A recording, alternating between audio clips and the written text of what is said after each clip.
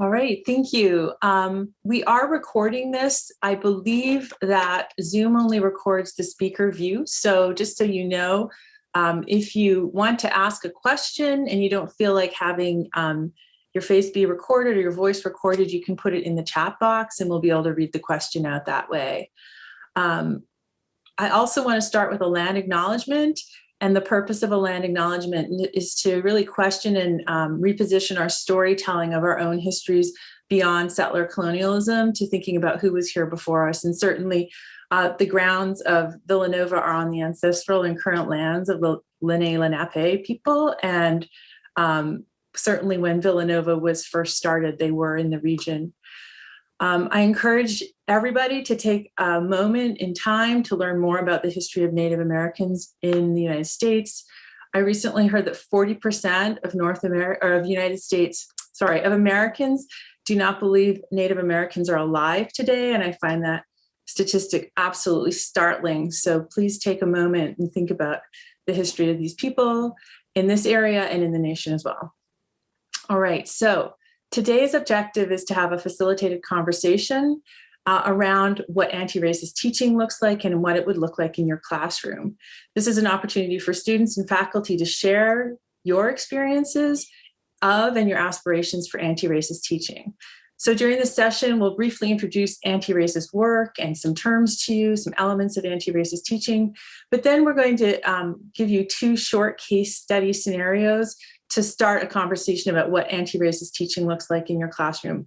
At any time, you're encouraged to share your own experiences, but we also know that sometimes experiences are deeply personal. So we've provided the scenario also as a medium to facilitate this conversation.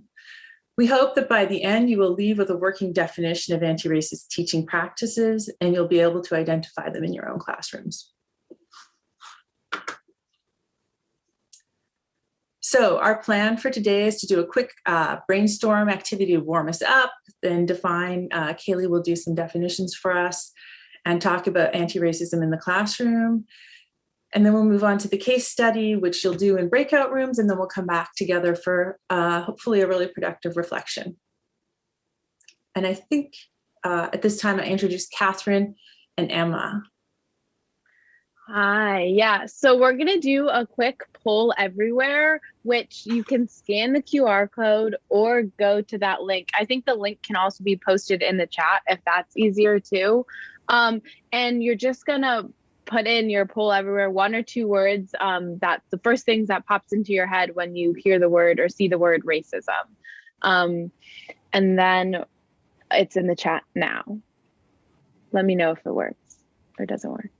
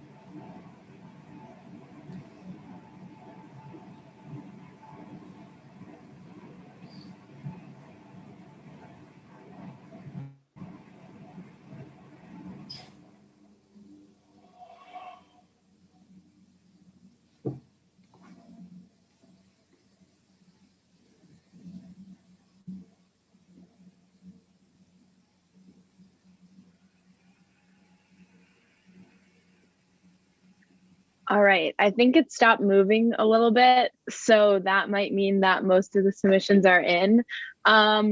Just to go over word cloud really quickly, the bigger words are the ones said more often or typed in more, and then like the smaller ones maybe are typed in a little less. So the biggest one I can see is ignorance, and then with inequality and hate close seconds. And I think that's really important.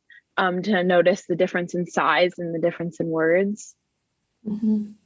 And Deborah shared that it hit max capacity, so it definitely sounds like our group here has, a lot of really important contributions to the space that we're holding in this word cloud, and maybe some of those common themes that we see running through these words.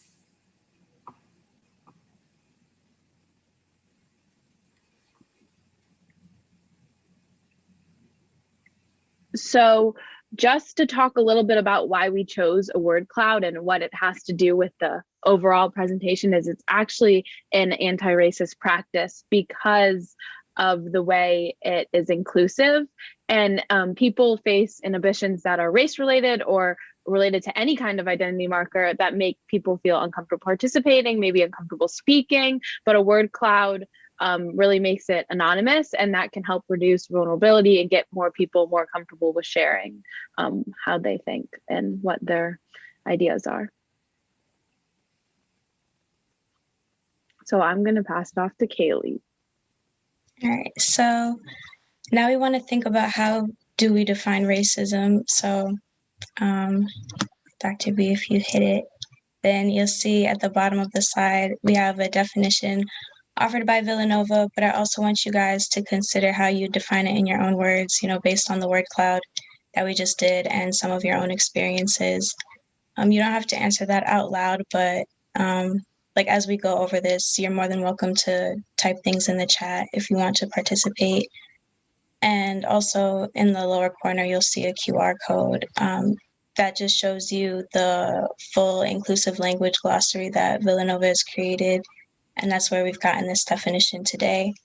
So you'll see that Villanova defines racism as a social construct that divides people into distinct groups based on presumed biological characteristics, such as physical appearance, particularly skin color, linked to ancestry, and that race is a social fact rather than biological or cultural, that is constructed through legal, economic, cultural, and other forces in the service of creating and maintaining inequality. Race is a presumed biological distinction, and ethnicity is a presumed cultural distinction.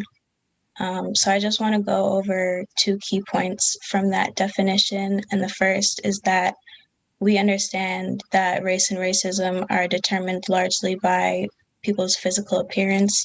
So if somebody is operating from a racist place, they'll look at another person, see their race, and then assume that they know this person's story simply by looking at them.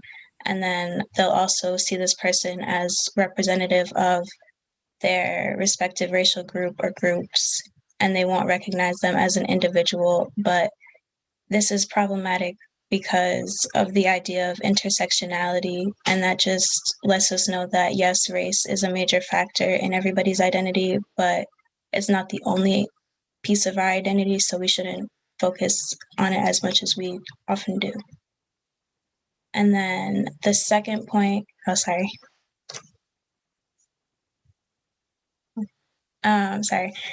second point is that race or racial difference is a social construct rather than a biological fact.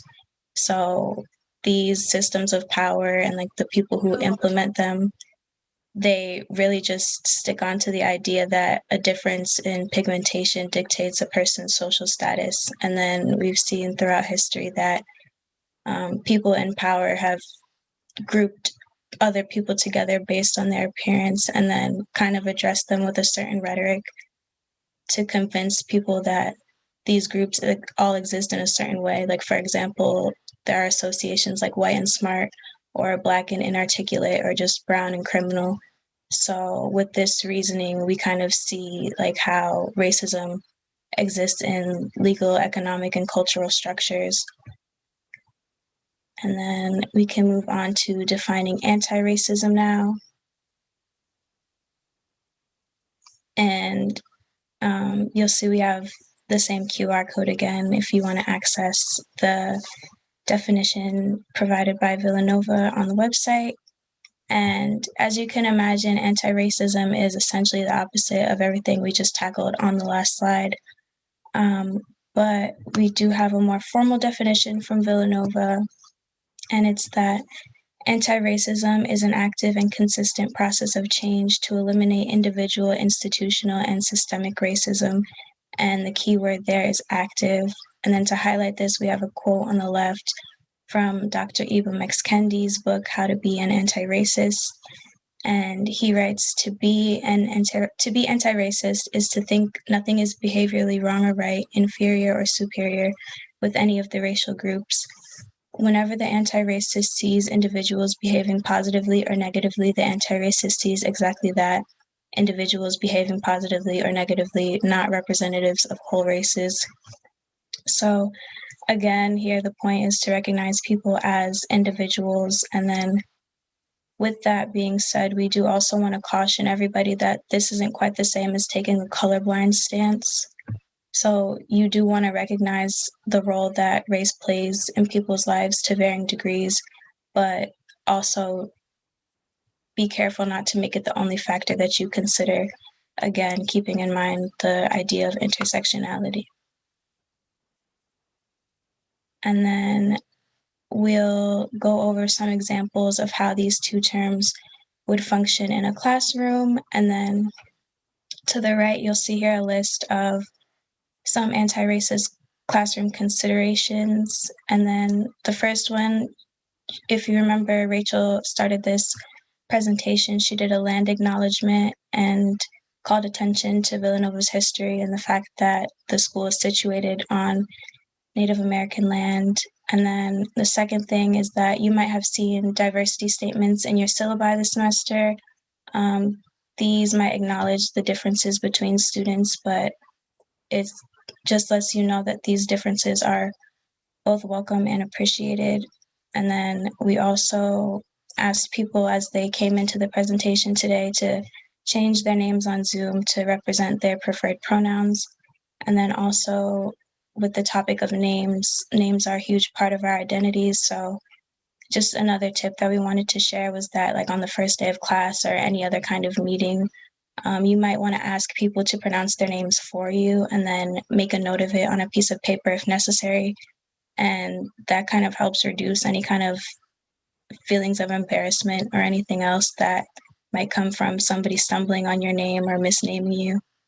And then we have two more quick examples, which are to just have diversified course materials throughout the semester. And then that could mean professors choosing materials that don't always come from white authors or male authors or American authors, switch up the content when it's possible to be more representative of different groups. And then lastly, we want to give students room to engage with the course materials in different ways.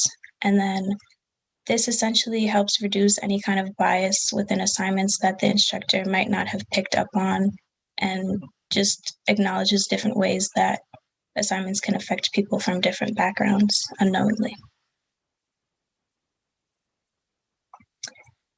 So now what we have is a short video for you guys by Dina Simmons, and she's an educator focused on social emotional learning who outlines 6 ways to be an anti-racist educator.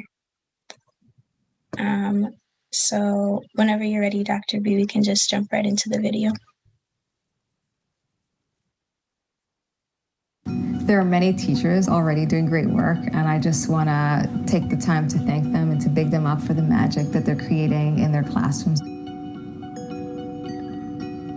We can all get better at our practice and put in the anti-racist equity lenses to our work to ensure that we do no harm. Good instruction should be student-centered, and student-centered is being culturally responsive and being anti-racist.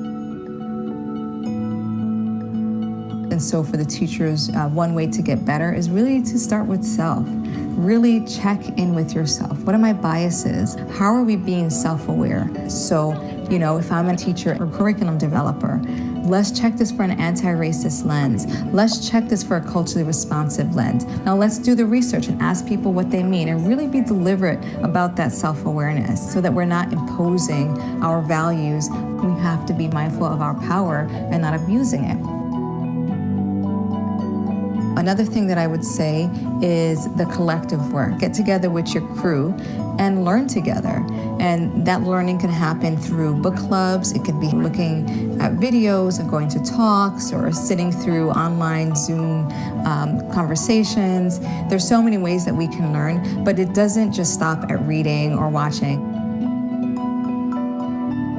It's talking about, now that we know, how will we do better? So coming up with a plan to do more with each other and to hold each other accountable. I also have people think about what's their curricula look like. Is what I'm teaching representative of my students? Am I affirming my students in what I teach and how I teach?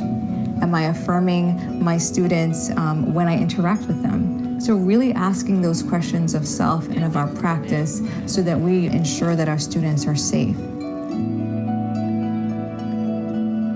I would also push educators to really think about the larger context. Where are students coming from? What are their stories? How can I learn their stories? What's my plan to get to know the stories of my students, of their families? And I think we need to really start asking our students in our communities what they need. I think too often we go up in communities, we go into our classrooms and we think we know what people need. If we don't ask them what they need, we're not giving them what they need. And so we constantly have to ask the people that we are in partnership with how we can do better and how to learn together.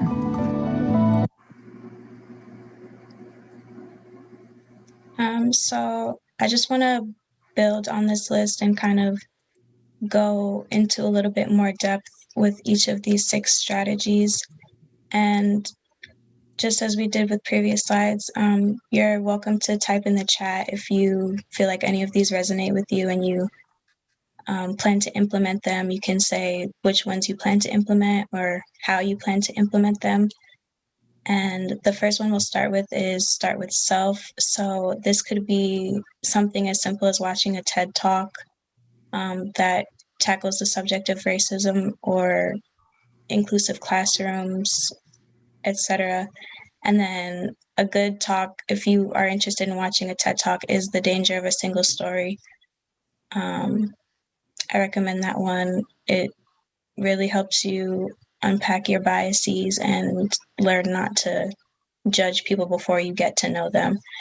And the second is to learn with your crew. So I know everybody in here isn't an education major or entering an education related field, but there are a few professions, whether they be teaching or something else, where you don't have to collaborate in some capacity. So with that said, you can make a group effort to learn alongside those who are around you, and you can bounce ideas off of each other and build your knowledge together. And then the third is to hold each other accountable. So again, with this idea of collaboration, there's a phrase like we've all heard many times: if you see something, say something. And we've discussed that, you know, anti-racist practices, like, they are a process. It's active work.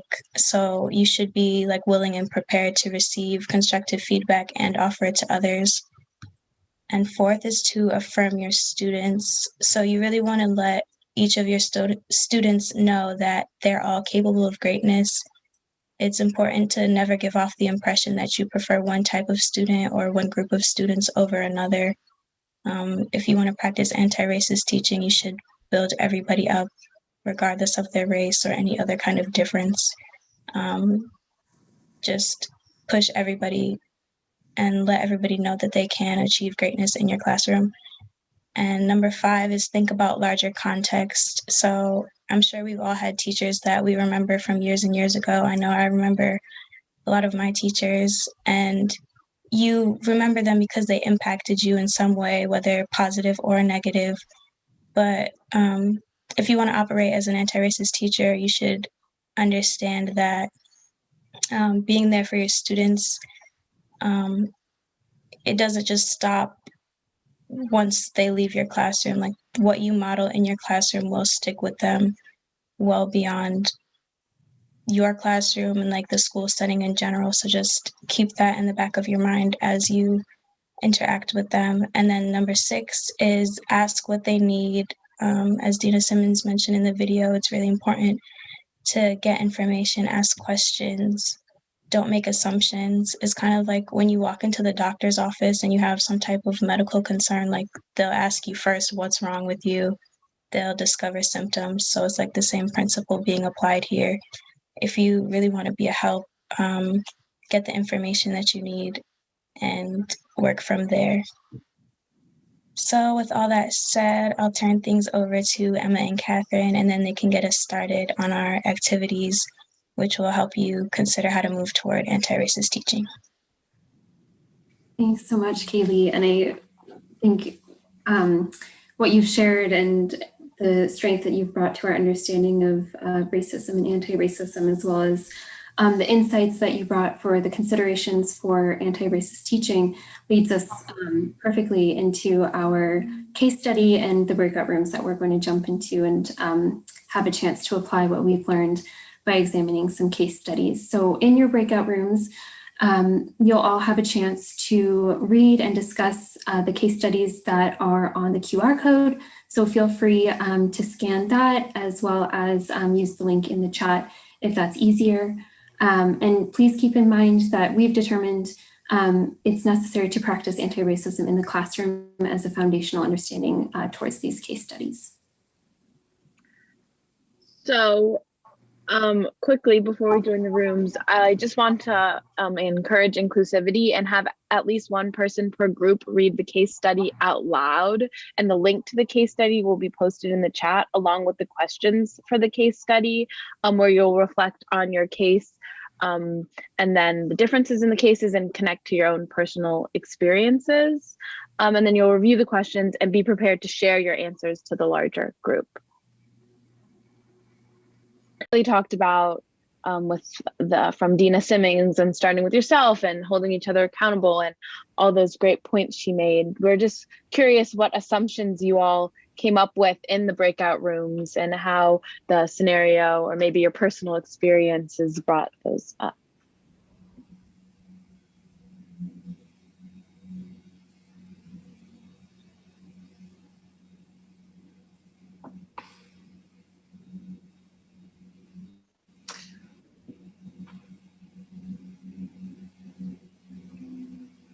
I'll go. Thanks, Colin. So from like reading them, A and B were like very different. I think in the first one, the teacher was kind of just making assumptions and jumping to conclusion and not really getting the full story.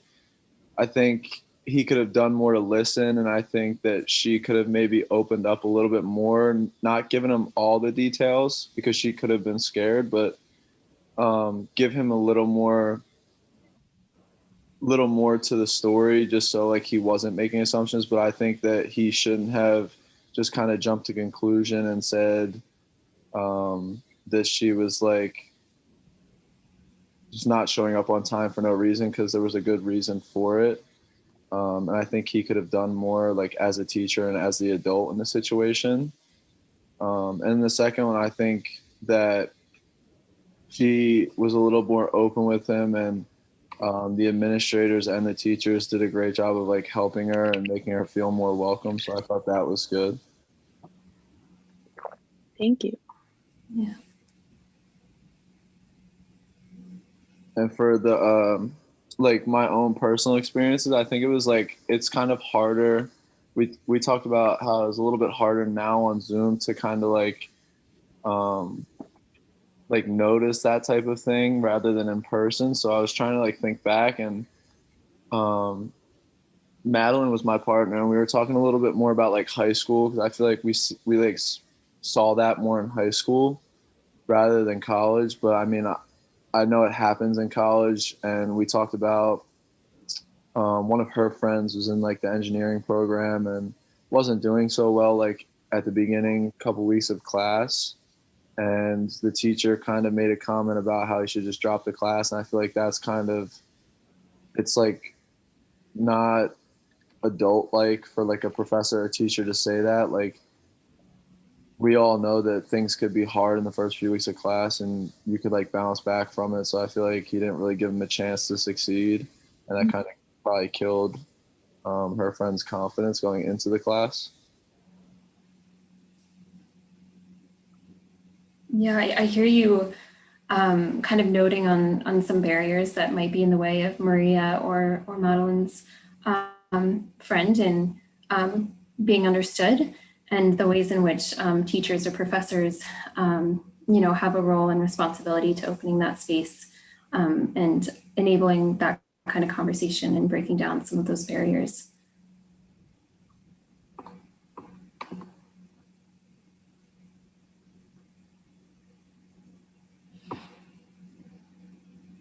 And I think if that's something that people are more comfortable with, if the chat seems comfortable to you to share in as well in this discussion, please feel free to use that too, as you'd like.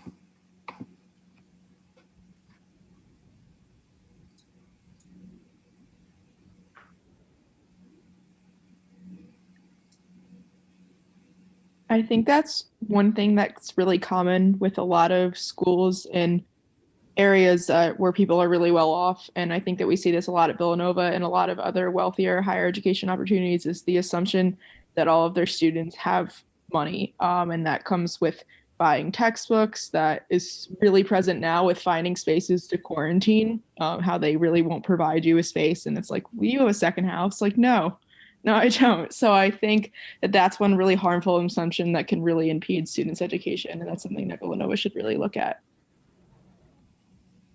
Definitely. Thank you, Francesca. And I think you tied in so nicely with Kayleigh's point of intersectionality and how it's, the ways in which there are a lot of different aspects of our identities that might be impacted by the way that we're treated and by Villanova.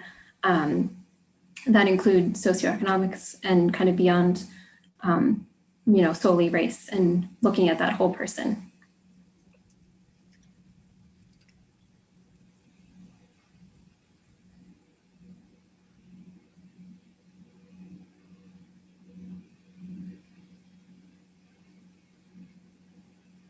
In my group, we also discussed how at Villanova, for students of color, there are safe spaces and like pockets of the community within the larger Villanova community that are where you can share your experiences and people will understand it or be able to kind of relate to it. But that doesn't go for the entire Villanova community, because there are still parts of the students on campus, the faculty on campus, that don't understand that going to a PWI, the impact of being a student of color at a PWI.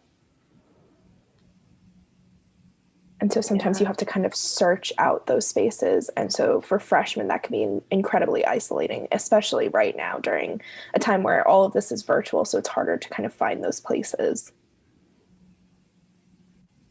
Definitely. Yeah, thank you. Lauren, did you and your group have any suggestions for how to navigate those spaces in the classroom?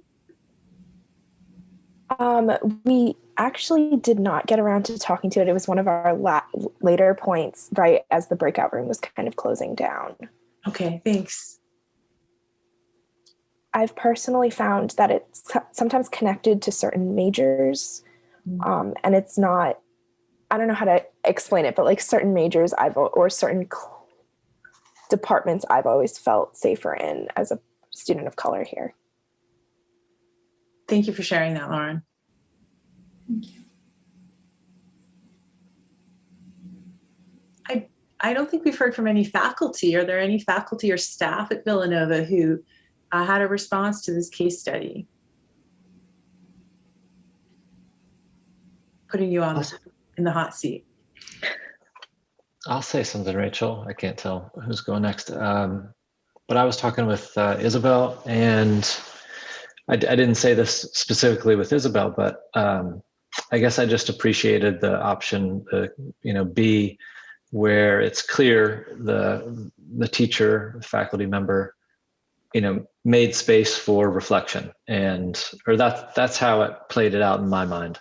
Made space for openness and reflection, whether it's with Maria or any student, right? To say, okay, what's the context here? What's the situation here?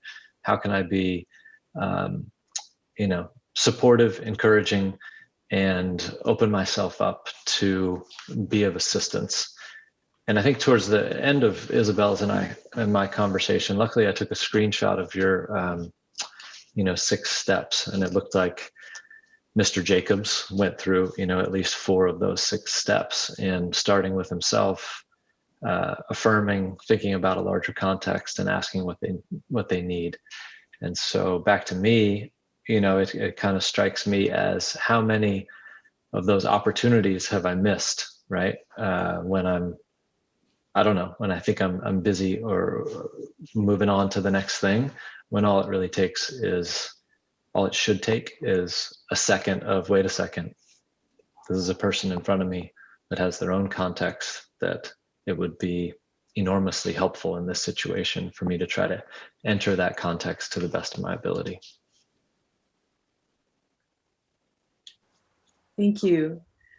It reminds me of Kayleigh's point earlier that you go to a doctor, and if the doctor's good, they ask you for the symptoms so they can gather all of it, so they can get a story and work from that point. And that's what I hear you saying too.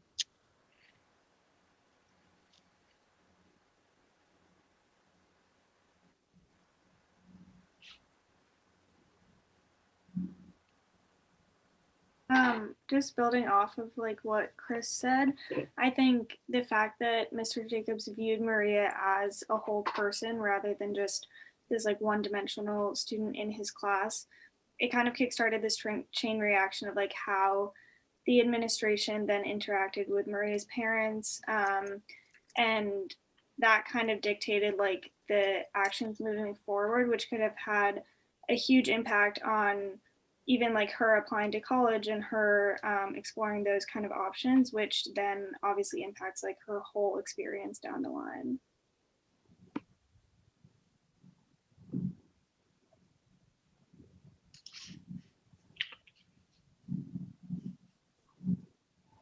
Definitely. And that kind of ability for collaboration when you know the whole person. I think you also, Isabel, you hit on like the larger systemic issue, right? That the impact that one person's interaction can have on a larger experience. And I think sometimes we think that we act in isolation, but recognizing the implications of our actions and how far reaching they can actually be. That was an excellent point.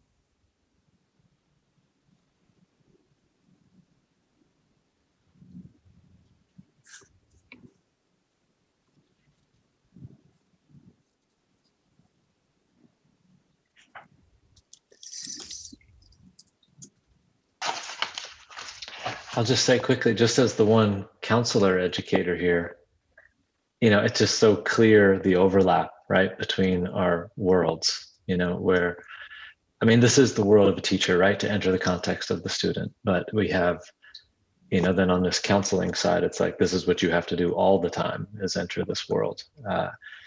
And I know we ask a ton of teachers, and this is another thing we're asking you to do. But I love the way they constantly line up. I'll be quiet. Actually, that reminds me of like a point that I was thinking about earlier today, because I was student teaching and I didn't know a lot of my students, like the teacher who I was working with would chat me privately and say, oh, this person, he like, let's talk to him after class and stuff like that, because let's not reprimand him right now, because then like all this other stuff would happen because he will react a certain way. And that just like makes me see how like I, as a future teacher, need to know my students so like well in order to know how to teach them and how to react in different situations. And relating back to the counselor point, I feel like those two duties low-key have to like be within the same person when it comes to education. It can't just be a teacher and a counselor. Like both roles need to somehow merge to some extent, because you can't just separate like being like a teacher who cares about the student as a student and then being a counselor who cares about the student as a person. Like those two need to somehow become one or share some type of obligations. I wanted to just add to that and say that, like in that case, something that my group also talked about a bit was just the need for teachers to, at the very least, be empathetic and willing to understand their students and the situations they go through, because like in the case study, the circumstance with her working, that's something that comes up here with students that are active like that do maybe have a job off campus, and it's hard to divide up the hours. Like it's not going to be the short shifts that you can get like doing work study on campus. So like having teachers that are willing to work with them so that so that they still do feel encouraged and able to succeed. And like another note on that is like even just certain things like going through the syllabus and seeing like, oh, if your attendance could be a problem, then this isn't the course for you. But then it's like a required course for your major or something, then that just feels like such an obstacle. Even though like you do personally want to succeed, but you still have people still have obligations outside of school and still have to manage their own lives. So I think it's, like I said, it's important for teachers to have that willingness to work with their students. Yeah, thank you, Pieta. I really agree and can see that like empathy is playing a big role, and that kind of also ties back to Kayleigh's 6 points. And if you have empathy, you're kind of working your way through holding each other accountable and affirming people and asking what they need because you're coming from the right place. So with that, we were. Can I add one point, Emma? Oh yeah, of course, Dr. B. Thanks. I just want to follow up on that too, because I think that that's such an excellent point in thinking about, from a faculty perspective, how we structure the work that we give our students and how we structure our courses, right? And that was something that we brought up earlier in the presentation. But what barriers are we creating for our students in the way that we structure assignments? And how can we create opportunities and spaces so that students don't feel like they're hitting that wall, that it is, flexible to a certain extent? And that, I think one of the things that gets confused is the difference between flexibility and rigor. You can still have very rigorous assignments and have them be flexible. But it's acknowledging those spaces and places that, not every student is going to have the same Villanova experience for a host of different reasons. So how do we as faculty members try to address those barriers? Thanks, Emma. Thank you. That's really, thanks for sharing, and that was really insightful. From there, we were gonna ask, how can you take this case and these scenarios and relate them to your own experiences, maybe on campus or off campus, in your high school, in your elementary school, as faculty, as counselors? We're taking into your intersectional identities into account when thinking about how these relate to your experiences and observations.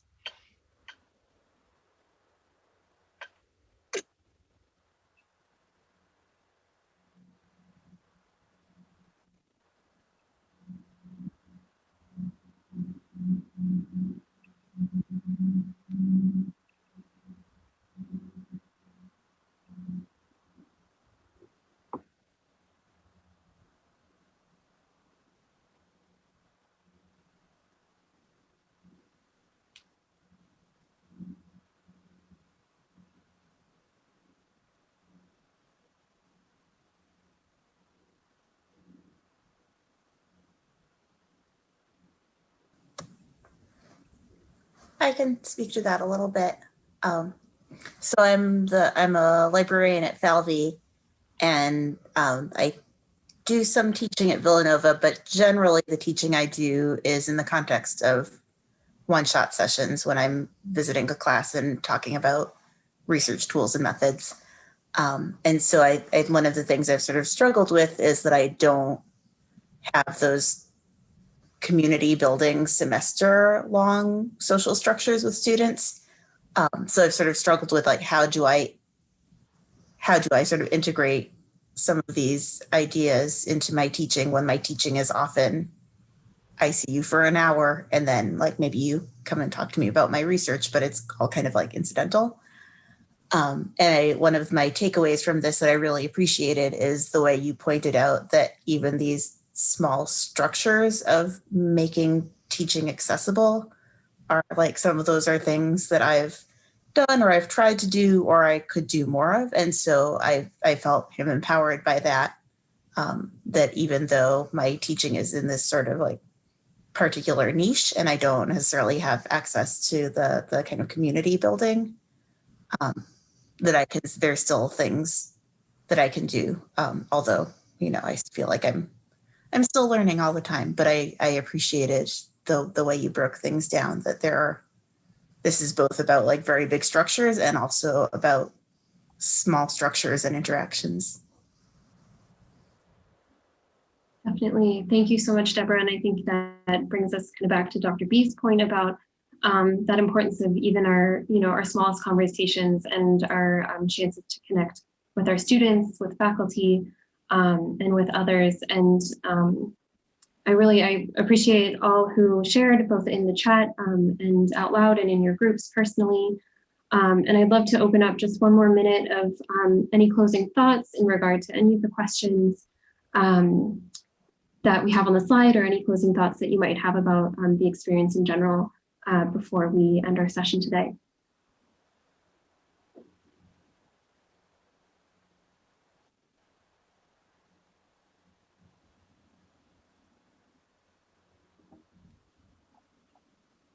I can go. I was kind of going to build off of what Deborah was saying. And I feel like as a student, whenever I've been going through classes, I'll typically make the distinction when I'm talking to my mom, like, oh, I really like this professor. I really like this teacher. Like, I feel like they know me as a person, not just as a student, because I think that that's like an important distinction to be making when you're a teacher, because you only have these kids for 7 or 8 hours a day. And then like they go home and they continue on with their lives, and things are constantly happening to them, and they're constantly experiencing things that are going to affect the person they are the next time they show up in your classroom. So I think it's important to be aware of that fact when you're kind of trying to build community in your classroom and build individual relationships with your students. And I do think that having like a larger world view of such like systems that play into who your students are, what your school community is like, what your class community is like, it really plays into, you're going to know your students as more than just students, you'll know them as people. And I think that's like a really important role of a teacher. Thanks so much, Kayleigh.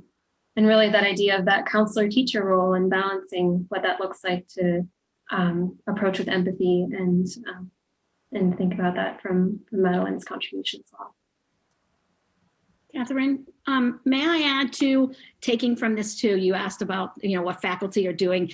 Actually, I want to give a shout out to Dr. Bialka, because she shared with our IGR folks a questionnaire that she uses about, hers was really about, technical access for students if you're doing virtual learning.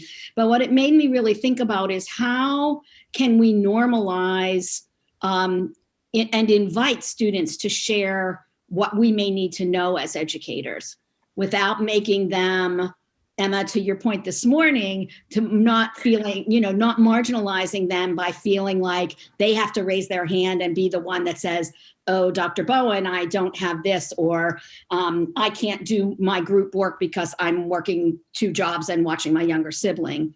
And, that was really eye-opening for me. It was really, really helpful.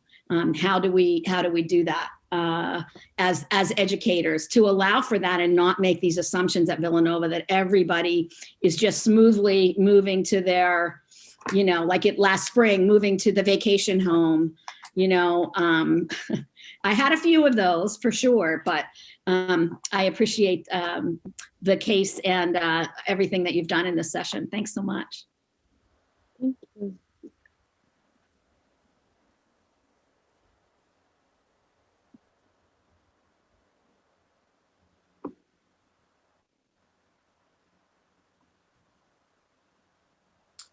Okay, I actually think my phone says it's 3:22, so I guess our session is over. I expected some big gong or a bell to ring, but thank you, everyone. I especially want to thank Katherine and Emma and Madison and Madeline and Kayleigh and Joanna, and I think there was one more student that I have just missed, and to Dr. Bialka for bringing us all together and for bringing us all, there were 58 of us at one point together for this conversation. And we hope that you can find other ways to keep it going, and contact us if you wish to share additional information. Thank you very much.